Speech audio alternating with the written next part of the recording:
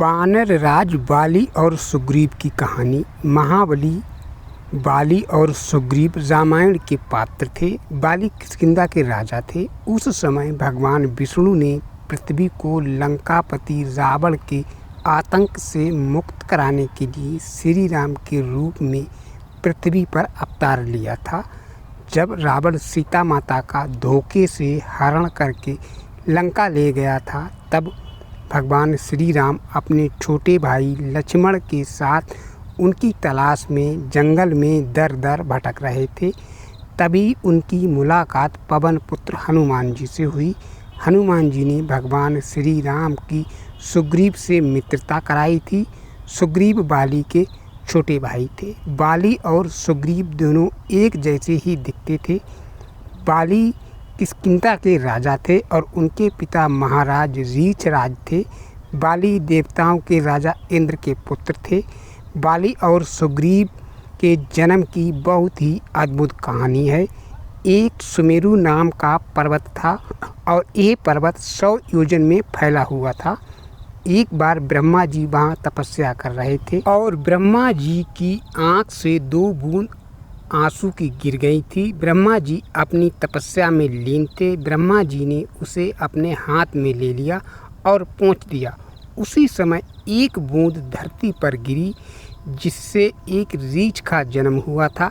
ब्रह्मा जी ने रीछ से कहा, तुम पहाड़ की चोटी पर रहोगे, कुछ समय बाद तुम्हारे लिए अच्छा होगा। वह रीछ ब्रह्मा जी का आदेश सुनकर वहाँ रहने लगा और रोज़ ब्रह्मा जी को पुष्प अर्पित करता रहा। बहुत दिन बीत गए। फिर एक दिन रीछराज वहाँ से गुजरे।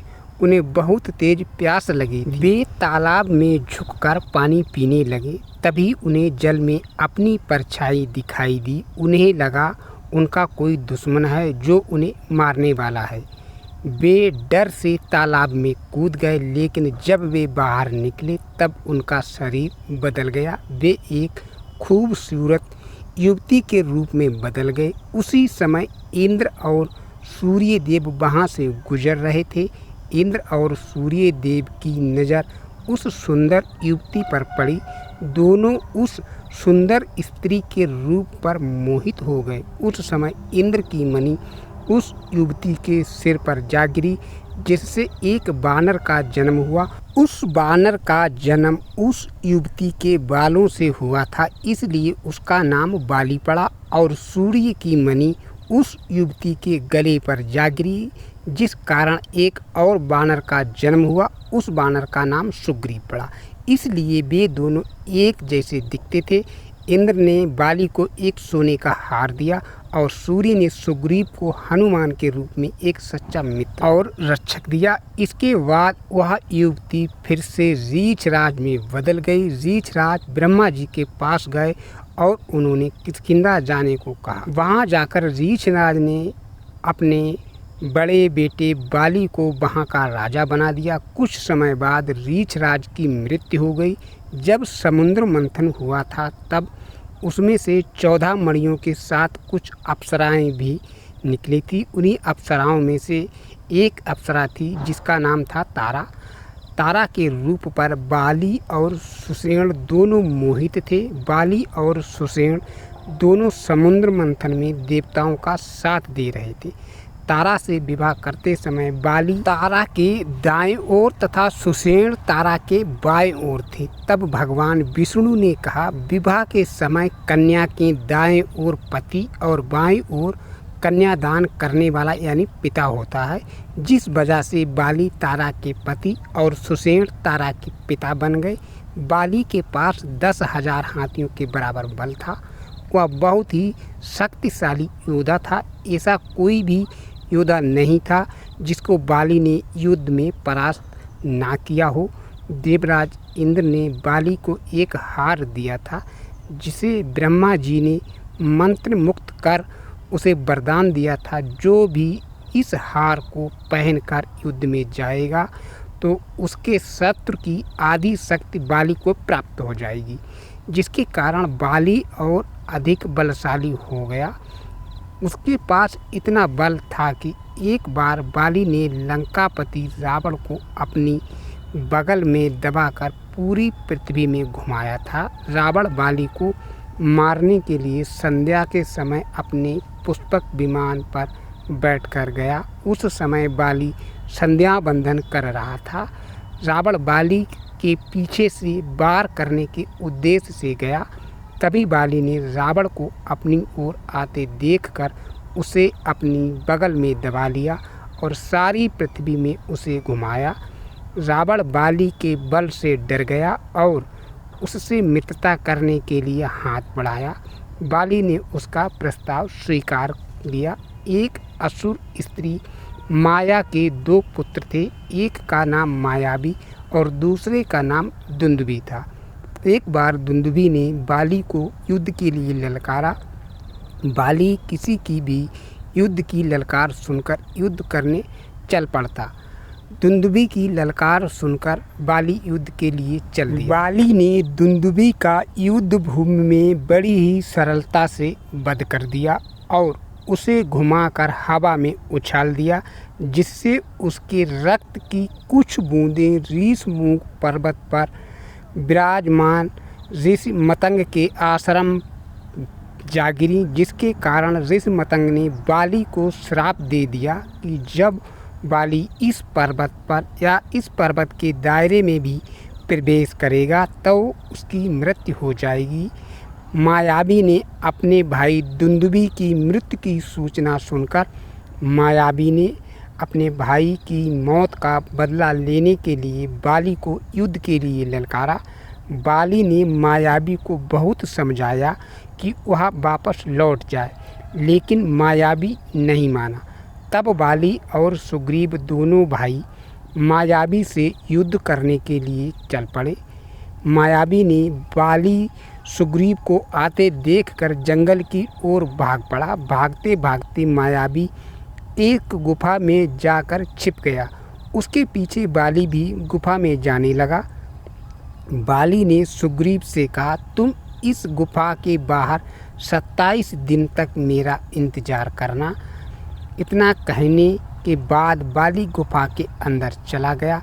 सुग्रीव ने गुफा के बाहर 30 दिन तक इंतजार किया। 30 दिन के बाद गुफा के अंदर से एक आवाज़ आई। गुफा के अंदर से खून की धारा बहती हुई नजर आई। तब सुग्रीव को लगा कि मायावी ने बाली का वध कर दिया। उसने सोचा कि वह किसी और को नुकसान ना पहुंचाए, इसलिए सुग्रीव ने एक बड़े पत्थर से गुफा का द्वार बंद कर दिया और सुग्रीव किष्किंधा लौट आए। बाली की मृत्यु की खबर सुनकर सुग्रीव, बाली का पुत्र अंगद, बाली की पत्नी तारा सहित सभी नगर निवासी दुखी हुए। फिर उन्होंने सुग्रीव को किष्किंधा का राजा बना दिया। कुछ दिनों बाद बाली किष्किंधा लौटा। तब उसे देखकर सभी आश्चर्यचकित हो गए। बाली सुग्रीव से बहुत नाराज हुआ, उसे अपने राज्य से बाहर निकाल दिया और सुग्रीव की पत्नी रोमा को अपने पास ही रख लिया। बाली सुग्रीव को मार देना चाहता था, इसलिए उसने सुग्रीव का पीछा किया, किंतु सुग्रीव बाली के डर से ऋषमुख पर्वत जाकर रहने लगा, जहाँ बाली का जाना वर्जित था, क्योंकि वहाँ उसकी मृत्यु हो जाती। इस तरह बाली और उसके भाई सुग्रीव दोनों भाइयों के बीच शत्रुता हो गई। श्री राम सीता माता की खोज करते करते ऋषमुख पर्वत के निकट पहुंच गए। सुग्रीव के एक गुप्तचर ने सुग्रीव को आकर बताया, धनुर्धर पुरुष को ऋषमुख पर्वत के निकट घूमते हुए देखा है। सुग्रीव को लगा बाली ने उसे मारने के लिए किसी को हमारे नज़दीक भेजा है। सुग्रीव ने हनुमान जी को पता लगाने के लिए राम लक्ष्मण के पास भेजा। हनुमान जी रूप बदलकर श्री राम लक्ष्मण के पास पहुँचे। तब श्री राम ने कहा, मैं अपने भाई लक्ष्मण के साथ सीता की खोज के लिए आए हैं। तब हनुमान जी राम जी के बहुत बड़े भक्त थे। हनुमान जी राम जी को सुग्रीव के पास ले गए और उनसे मित्रता करवाई। तब सुग्रीव ने अपने भाई बाली द्वारा किए गए अन्याय के बारे में श्री राम को बताया। श्री राम उनकी बात सुनकर बाली का वध करने के लिए तैयार हो गए, किंतु सुग्रीव को उन पर संदेह था कि वे बाली को मार पाएंगे या नहीं। तब सुग्रीव ने श्री राम को बाली के बल के बारे में बताया। तब श्री राम ने कहा कि मैं आपको कैसे खुश कर सकता हूँ। सुग्रीव ने श्री राम को उन 7 पेड़ के पास ले गए जिसे बाली ने एक बार में ही गिराया था। सुग्रीव ने श्री राम से कहा, जो इन 7 पेड़ों को एक ही बाण से भेद सकता है वही बाली का वध कर सकता है। श्री राम ने सुग्रीव के दाव को स्वीकार किया और एक ही बाण से उन 7 पेड़ों को गिरा दिया, जिससे सुग्रीव को पूर्णतया विश्वास हो गया कि श्री राम बाली को अवश्य मार सकते हैं। सुग्रीव ने भी माता सीता की खोज के लिए अपने और अपनी सेना के साथ श्री राम का साथ देने का वादा किया। इस तरह श्री राम और सुग्रीव के बीच मित्रता हुई। श्री राम ने सुग्रीव को बाली से युद्ध करने के लिए चुनौती देने को कहा।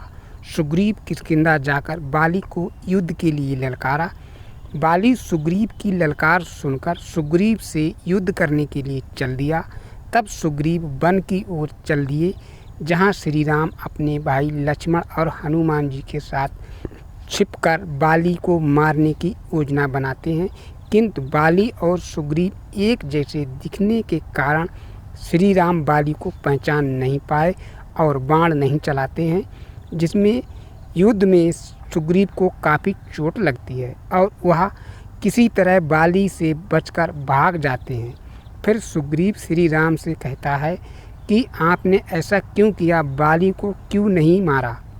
तब श्री राम कहने लगे, आप दोनों भाई एक जैसे दिखते हैं, मैं युद्ध में बाली को पहचान नहीं सका, इस कारण उस पर बाण नहीं चला। फिर श्री राम ने सुग्रीव को एक फूलों की माला पहनाई और उन्हें फिर से बाली को युद्ध के लिए ललकारने को कहा। सुग्रीव फिर से बाली को युद्ध के लिए ललकारने लगा। तब बाली ने कहा, तुम कायर हो, आज मैं तुम्हारा वध करके ही रहूँगा। ऐसा कहकर दोनों के बीच युद्ध शुरू हो जाता है। श्री राम भी अब बाली को अच्छी तरह पहचान सकते थे।